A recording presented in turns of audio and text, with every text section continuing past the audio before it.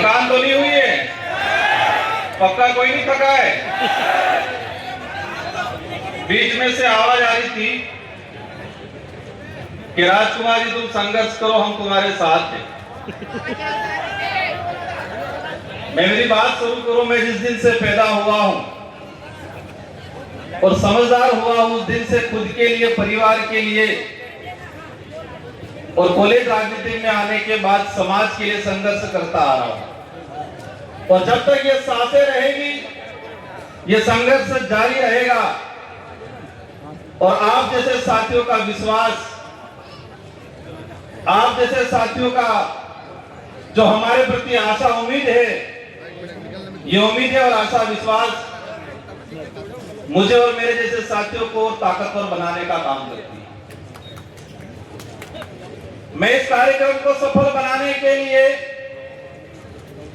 कई दिनों से इस पांडाल को, इस जगह को व्यवस्थित बनाने वाले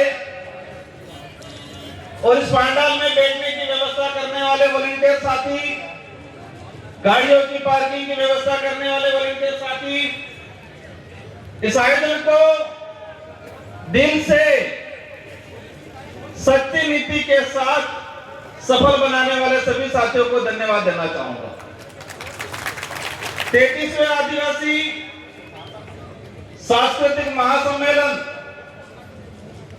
इस सम्मेलन में पूरे देश के आदिवासी समुदाय हमारे पांडाल में विराजमान है और सुबह से लगा के अनेक सोपानों के अंदर कार्यक्रम सफल हुए। 1-1:30 बजे हम पहुंचे और तब से अनेक वक्ताओं को सुना। आपने भी सुना, मैंने भी सुना। सबने अच्छी अच्छी बातें की। अधिकतर बातों पे तालियां बजी, अधिकतर बातों पे जयकारे लगे। एक बात कॉमन निकल के आई कि हमें संघर्ष करना है। सभी वक्ताओं की तरफ से जो बात आई, उसमें एक कॉमन निकल के आई कि हमें संघर्ष करना है। और यह संघर्ष किस लिए करना है? अपने समाज के हक अधिकारों के लिए करना है, जल जंगल जमीन बचाने के लिए करना है। और फिर बात आई कि संघर्ष कैसे करेंगे? तो एकजुट होंगे तो संघर्ष होगा, ये बात आई। फिर नारे लगे, एक तीर एक कमान, आदिवासी एक समान। हम जिस मंच से, जिस जगह से हम बोलते हैं, हम जहां खड़े हैं, हम जहां बैठे हैं, अगर इस शब्द की यही पालना नहीं होती है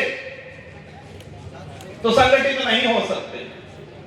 और संगठित नहीं हो सकते तो हम संघर्ष नहीं कर सकते हमारे हक अधिकारों के लिए। साथियों, इस देश के अंदर 2011 की जनगणना के हिसाब से 140 करोड़ के आसपास पॉपुलेशन है और इसमें आदिवासियों की बात आती है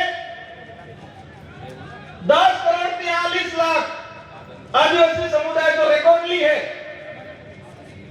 3 से 4 करोड़ आदिवासी अपने कागजी आदिवासी प्रमाण पत्र लेने के लिए संघर्ष कर रहा है देश में। आज 2026 है और 2026 के हिसाब से अगर बात करें तो भारत देश के अंदर रिकॉर्डली जो आदिवासी है 13 करोड़ के आसपास है और 5 करोड़ के आसपास संघर्ष कर रहा है। नॉर्थ ईस्ट का देख लो, साउथ का देख लो, हमारे गुजरात का देख लो, महाराष्ट्र का देख लो। वो तो 13 करोड़ आदिवासी है, इनमें से अधिकतर संघर्ष कर रहे हैं। मैं राजनीतिक जीवन में मुझे 2 बार विधायक बनने का अवसर मिला मेरे विधानसभा क्षेत्र की जनता की ओर से।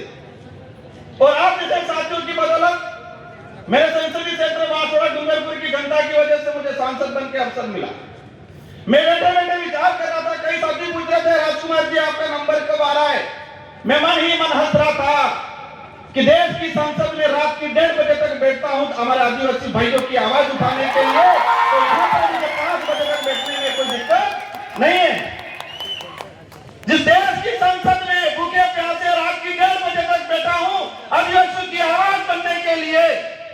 तो मुझे यहाँ पर रात की 6 बजे 7 बजे 8 बजे तक बैठने में कोई दिक्कत नहीं है, मन ही मन हंस रहा। साथियों, संघर्ष करना है तो संघर्ष करना है तो पेशेंस रखना है हम सबको।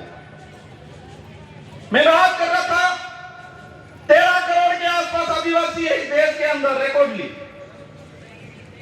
पूर्व में पैसा कानून को लेके, 5 यूनिवर्सिटी को लेके, फॉरेस्ट एक्टों को लेके बात हुई, तो 13 करोड़ में से अधिकतर आदिवासी समुदाय संघर्ष कर रहा है।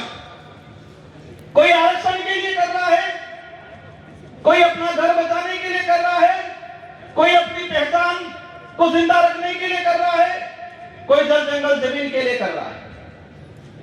फॉरेस्ट एक्ट की पूर्व वक्ताओं ने बात की, भारत देश के अंदर 25 लाख वन अधिकार अधिनियम के दावे प्रक्रियाधीन पेंडिंग पड़े हुए हैं। 25 लाख, एक परिवार में 5 सदस्य भी अगर मान लेते हैं तो 1 करोड़ 25-30 लाख के आसपास जनसंख्या हुई। मतलब यह हुआ पहला संघर्ष कि वन विभाग के अंदर रहने वाला भारत देश का आदिवासी 1 करोड़ 30 लाख के आसपास, जो सरकारी रिकॉर्ड है, मेरा रिकॉर्ड नहीं है, जो फॉरेस्ट एक्ट के तहत दावे प्रक्रियाधीन चल रहे हैं, 1 करोड़ 30 लाख आदिवासी वन विभाग में बैठा हुआ संघर्ष कर रहा है और कागज में नहीं आया है रिकॉर्ड में, वो 1 करोड़ और होगा। देश के अंदर वन विभाग के बाद चारागाह पिलाना जमीन की बात आती है और चारागाह पिलाना जमीन की बात आती है।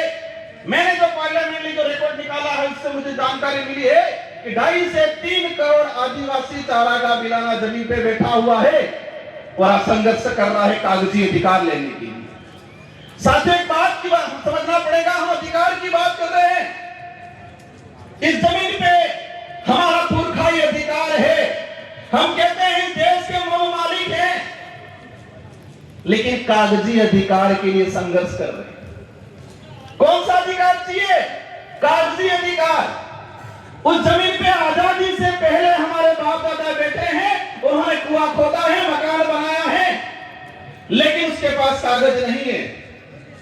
अब ये समझना पड़ेगा कागज कब जाएगा उस परिवार में, उस समाज में, जब एजुकेशन जाएगा, उस स्कूल जाएगी, पढ़ा लिखा होगा तो कागज जाएगा। जिस समाज में एजुकेशन ही नहीं गया, आज पीढ़ी पीढ़ी एजुकेशन प्राप्त कर रही है और उनसे कहा जाता है कि अधिकार हो तो कागज दो। ये कागजी अधिकार हम प्रयास करेंगे। देश के अंदर अनेक शोध संस्थाएं हैं, इसरो है, बड़े बड़े सैटेलाइट लगे हुए हैं, तो उन सैटेलाइटों से पता क्यों नहीं लग रहा है कि आदिवासी कब से बैठा हुआ है उस धरती पे, उससे कागज क्यों मांगा जा रहा है? यह आदिवासियों को गुमराह करने का तरीका है, बिजी रखने का तरीका है। सैटेलाइटों से छोटी छोटी चीजें कवर हो रही है और उस पर भी मैंने जाने का काम किया, लेकिन ये सैटेलाइट और ये सरकार, हमारे पूर्व जनजाति आयोग के अध्यक्ष जी ने कहा कि 2005 से पहला बैठा हुआ हर आदिवासी को पट्टा मिलना चाहिए, लेकिन सरकार क्या कह रही है? सैटेलाइट से देखेंगे, जिसका मकान है उसको देंगे, और हमारा मकान क्या छत वाला रहता है कि झोपड़ी वाला रहता है?